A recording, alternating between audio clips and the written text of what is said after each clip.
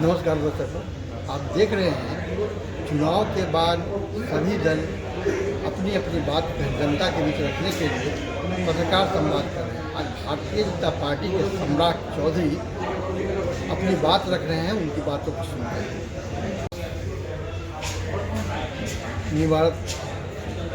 बिहार सरकार के निवर्तमान उप मुख्यमंत्री और भाजपा के कद्दावर नेता सम्राट चौधरी के द्वारा आज भाजपा मीडिया सेंटर में जो पत्रकार संवाद आयोजित किया गया था, उसमें उन्होंने जो विपक्ष के प्रतिपक्ष के नेता हैं और उन्होंने इस वार्ता में पत्रकार संवाद में आज ये कहा कि हमारी सरकार बनते ही मैं सभी अपराधियों को जेल में डाल दूँगा। इस पर और चुनाव आयोग के द्वारा साजिश जैसे मामले पर जो वीवीपैट फेंके हुए मिले कुछ विधानसभा क्षेत्रों में, उस पर प्रतिक्रिया की है और उन्होंने कहा है कि यदि अपराधी को बंद करना है तो अपराधियों के अपराधी परिषद के राष्ट्रीय अध्यक्ष उनके घर में है, सबसे पहले अपने पिता को जो बीमारी के नाम पर जेल से बाहर है उन्हें जेल के अंदर करें। और दूसरा उन्होंने जो सबसे बड़ी बात कही कि यदि चुनाव आयोग पर प्रश्न है कि वोटिंग का परसेंटेज अभी तक नहीं बतलाया गया है, तो यह काम चुनाव आयोग प्रेस कॉन्फ्रेंस करके करेगी, यह पार्टी का काम नहीं है। और हमारी सरकार बनने जा रही है, पूर्ण बहुमत से अपनी सरकार बनाने जा रहे हैं और जनता को विकास और सुरक्षा मुहैया कराने का पहले की तरह काम करेंगे। आनंद अमन। आज इस प्रेस कॉन्फ्रेंस में उपस्थित भारतीय जनता पार्टी के मीडिया के प्रभारी, राष्ट्रीय प्रभारी संजय महक जी, प्रदेश के मीडिया प्रभारी दानिश जी, सभी मीडिया के साथीगण, बिहार में राष्ट्रीय जनता दल हमको कंफ्यूज भी दिखती है और डिफ्यूज भी दिखती है। और कंफ्यूज इसलिए मैंने कहा कि राष्ट्रीय जनता दल के नेता लालू प्रसाद जी के दूसरे प्रतिनिधि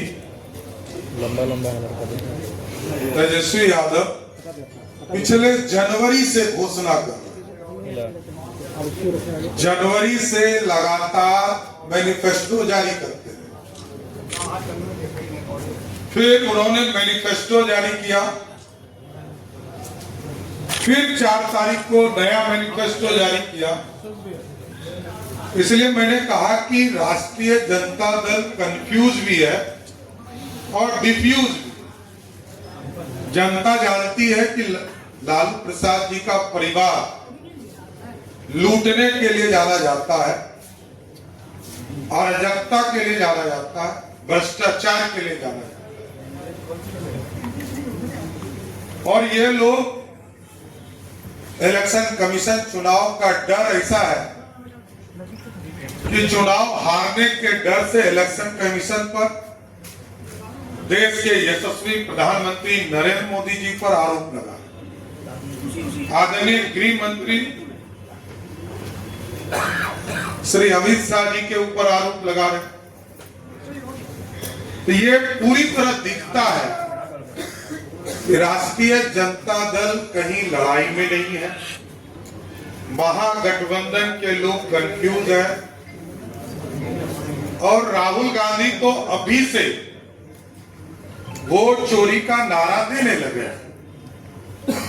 और जहां तक विकास की बात है, मैं स्पष्ट तौर पर बताना चाहता हूं कि 2005 से लेकर 2020 तक यदि सड़कों को देखा जाए तो जिस बिहार में 8000 किलोमीटर सड़क भी नहीं था, वहां लगभग 1.5 लाख किलोमीटर सड़क बनी।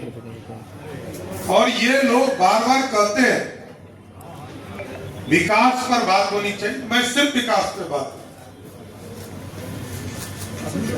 2005 में बिजली कनेक्शन मात्र 17 लाख लोगों को बिहार में, आज के तारीख में 2 करोड़ 14 लाख लोगों के पास है। बिहार में पानी की व्यवस्था नहीं था, पीने के पानी की व्यवस्था नहीं। आज लगभग 95 से 99% हाउस होल्ड को पानी की व्यवस्था दी गई।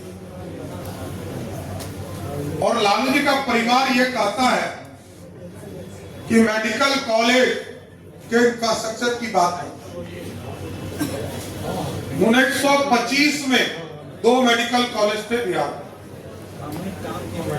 1970 में 2 मेडिकल कॉलेज खोले गए सरदेव कर्पूरी ठाकुर जी के नेतृत्व। और फिर 1979 में दरोगा बाबू, रामसुंदर दास और कर्पूरी ठाकुर के राज में 2 मेडिकल कॉलेज खोले गए। 1979 से लेकर 2006-07 तक कोई मेडिकल कॉलेज नहीं खुला। और आज 38 के 38 जिले में मेडिकल कॉलेज खोलने का रास्ता आदरणीय मुख्यमंत्री नीतीश कुमार ने किया। बिहार में गंगा के ऊपर जब 2005 में सरकार आई तो मात्र 4 पुल थे, आज 8 हो चुके और लगभग 8 जो है निर्माणाधीन है। यह है बदलाव। और जिस बिहार में खाद्यान्न 79 लाख मैट्रिक टन हुआ करता था, आज 231 मैट्रिक टन हो रहा है। चावल जहां 26 लाख मैट्रिक टन था, आज 95 लाख मैट्रिक टन। जहां गेहूं 32 लाख मैट्रिक टन था, आज 73,000 मैट्रिक टन। मक्का का उत्पादन जहां 14 लाख मैट्रिक टन था, वहां 58 लाख मैट्रिक टन। दूध और मछली एक ड्रास्टिक चेंज लाने का काम एनडीए की सरकार ने किया। दूध उत्पादन जहां 47 लाख मैट्रिक टन था, वहां 128 लाख मैट्रिक टन। मछली जो हम खाने के लिए भी हमें उपलब्ध नहीं था, वहां 2,68,000 मैट्रिक टन हुआ करता था बिहार में, आज लगभग 9 लाख मैट्रिक टन उत्पादन हो रहा है। जहां इंजीनियरिंग कॉलेज मात्र 2 हुआ करते थे, आज 38 के 38 जिले में इंजीनियरिंग कॉलेज। जहां 13 पॉलिटेक्निक कॉलेज थे, आज वहां 101 पॉलिटेक्निक कॉलेज है। ये बदला हुआ बिहार है। कोई कंफ्यूज है, हम लोग नहीं कर सकते और कुछ लोग तो डिफ्यूज भी हो सकते।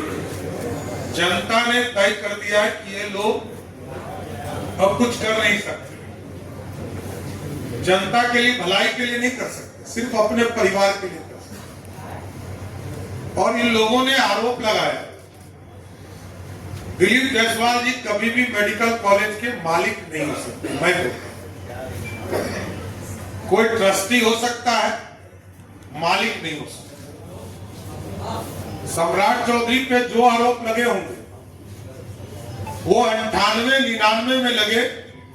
98 में मैं कोर्ट से, न्यायालय से बाइज्जत बरी हुआ।